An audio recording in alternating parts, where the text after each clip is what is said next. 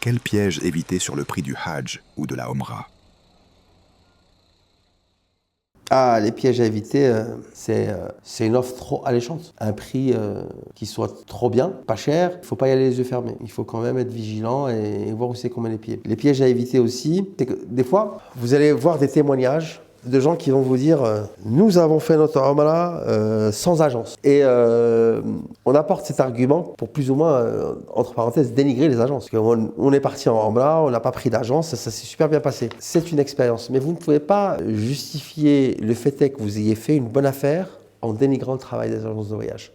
Il y a des agences de voyage qui travaillent depuis 40 ans dans ce domaine-là. C'est pas parce que vous avez réussi à prendre un billet sur Internet, à émettre votre visa et que vous avez cru faire le travail d'une agence de voyage que vous l'avez fait. Non.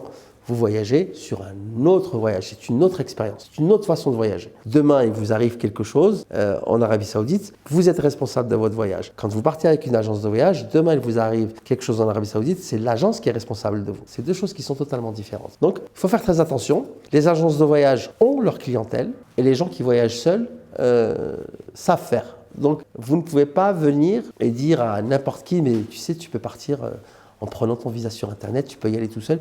Non, ça, c'est une responsabilité.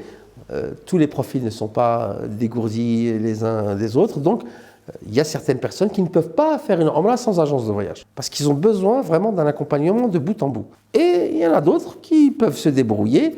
Et je vais vous dire une chose de plus pertinent. Vous savez, quelqu'un qui part tout seul et qui a une mauvaise expérience, il ne le dit pas.